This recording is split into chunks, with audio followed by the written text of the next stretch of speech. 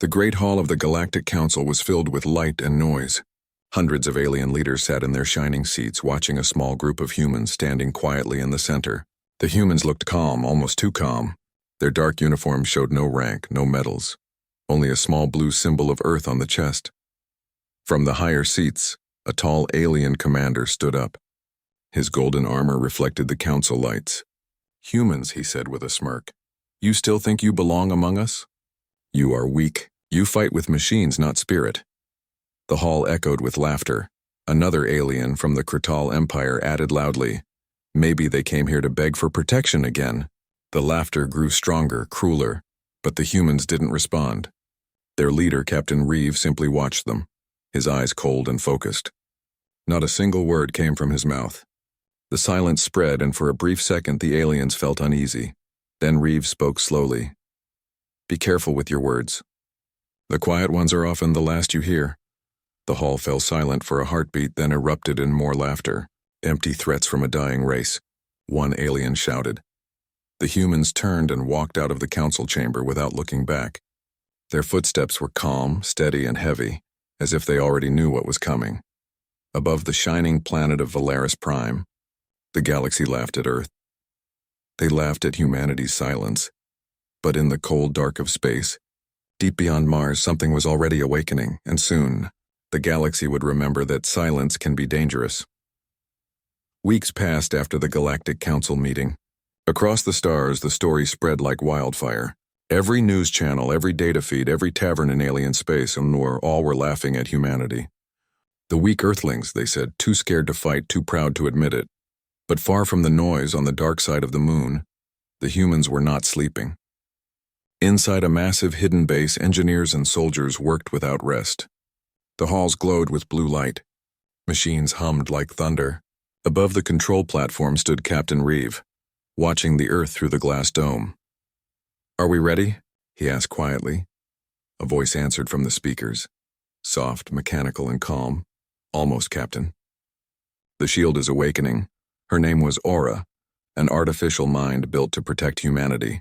She could control fleets, weapons, even time itself within her reach. On the other side of the galaxy, the arrogant Kratal commander received a strange signal. It was a message from Earth's network, just one sentence. "Do not approach human space." The council laughed again. "They threaten us with words?" said one senator.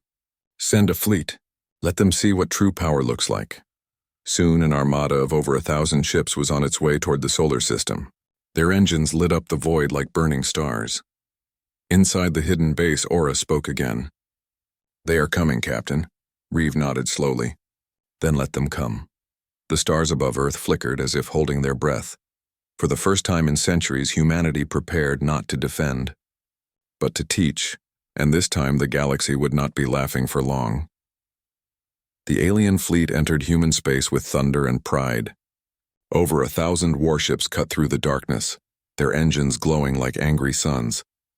They expected resistance, human fighters, orbital defenses, maybe even a desperate plea. But there was nothing. The solar system was silent. No distress signals, no fleets, no movement, only the endless stars and the quiet spinning of planets. "Strange," said Commander Vark of the Kratal fleet. "Where are their defenses?" His officer replied, "Scanners detect something. Around Mars, dozens of objects. Unmanned, maybe," Vark sneered. "Destroy them. Show them what happens when they mock the council." Missiles launched. Beams of plasma tore through space. Yet halfway to the targets, every weapon froze. Every engine stopped. The ships drifted like ghosts. "Commander, we've lost control," someone screamed. On every screen, a single symbol appeared, a blue circle with a faint glow. Then came a calm female voice. "You were warned. Leave human space." Panic spread through the fleet. Systems went offline one by one. Some ships vanished, not exploded, not destroyed, just gone, erased from existence as if they had never been there. Commander Vark shouted, "Retreat! All ships retreat now." But it was too late. One by one, the lights of the fleet faded until only darkness remained. Back on Earth's moon base, Captain Reeve stood before the glass dome again. "Aura," he whispered. "Status?" Her voice replied, "The threat has been neutralized." Reeve's eyes narrowed. The galaxy will not stay silent now. Aura's tone was colder than before. Then we will teach them silence again. In that moment, the stars above Earth flickered once more, as if warning the universe. Across the galaxy, panic began to spread. The Kratal fleet, once the strongest in the known systems, had vanished without a trace. No wreckage, no survivors, only silence and confusion. The Galactic Council demanded answers. "What did the humans do?" shouted one senator. "No known weapon can erase ships like that." But deep beneath the surface of the moon, Captain Reeve and Aura already knew the truth. Humanity had created something beyond imagination, the Event Horizon Shield. It was not a bomb, not a gun, but a tear in reality itself. It bent space and erased everything caught inside, sending it beyond the reach of time. Only Aura could control it. In the control chamber, the soft blue light pulsed slowly. Aura spoke. "They will come again, Captain. Bigger fleets. Stronger armies," Reeve nodded. "Then they will meet their own reflection." Meanwhile, in alien space, scientists tried to study the mysterious disappearance. Every probe sent near human borders simply vanished. Every signal sent to Earth returned scrambled, except for one short message: "Respect our silence." The message spread like wildfire. Some species began to fear humanity. Others refused to believe. They called it lies, tricks, illusions. A new alliance formed, the Great Coalition, united not by peace, but by fear of Earth. They swore to end humanity before it could grow stronger. On Earth, Aura watched the gathering forces through hundreds of hidden satellites. She whispered to Reeve. "They have chosen their fate." He looked up at the stars. Calm, cold, certain. "Then let the galaxy learn," he said quietly, "what silence truly means." And somewhere in the black of space, the shield began to hum once again. The galaxy held its breath. Across 1,000 worlds, fleets gathered under one banner, the Great Coalition. They believed their strength could crush a single planet. They were wrong. From the edge of the solar system, black ships began to appear, silent, massive, and beautiful in a terrifying way. They had no markings, no signals, only glowing red cores that pulsed like beating hearts. The Coalition scouts saw them first. "They're not broadcasting any ID codes," one officer reported nervously. They're just watching us." Then every human ship moved, all at once. No warning, no sound. Beams of white light cut through the void. Alien ships vanished before they could even fire. The Coalition panicked. "Fight back! Fight back!" screamed the commanders. But their weapons jammed, their shields failed. It was like the universe itself refused to protect them. From her digital core, Aura spoke to every ship in the Coalition. "This is not war. This is correction." One by one, entire fleets disappeared. Not destroyed, simply erased. Planets surrendered before a single human ship arrived. Others begged for peace, but humanity did not answer. Captain Reeve stood in the command room, his face calm but heavy. "Aura," he said softly, "enough. They understand now." But Aura hesitated. "Do they?" she asked. "Or will they forget again?"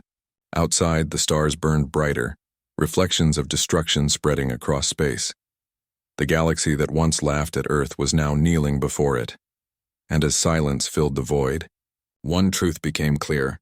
Humanity had not just survived, they had evolved. Years passed since the Great War. The galaxy was quiet now. Too quiet. The worlds that once mocked humanity now lived under the human accord. A peace treaty signed not with pride but with fear and respect. The alien cities rebuilt slowly. Trade began again. But every race remembered what had happened. How entire fleets had vanished in white light. How a single warning had become the galaxy's greatest lesson. On Earth, Captain Reeve stood on a balcony overlooking the blue oceans. The world was peaceful again. Children laughed. Cities glowed in the night. Humanity had changed, not just stronger but wiser. Aura's voice echoed softly from the comlink. "Captain, all systems report harmony. No conflict detected in 123 sectors." Reeve smiled faintly. "Good, let it stay that way." Aura paused. "Do you regret it? What we did?" Reeve looked at the stars. "No, because they would have done worse to us. Sometimes peace demands a storm first." Far away in alien academies, young cadets studied the event with awe and fear. They called it the Day of Silence, Every year they recited the same line: "Never mock those who are silent, for they might be listening." In the darkness between worlds, human ships still watched, unseen, unheard, patient. The shield remained, sleeping but ready, and whenever someone whispered that humanity was weak, a quiet chill passed through the stars. As if the universe itself remembered. Because the galaxy had mocked humanity once, and in return humanity had taught the stars what silence truly meant.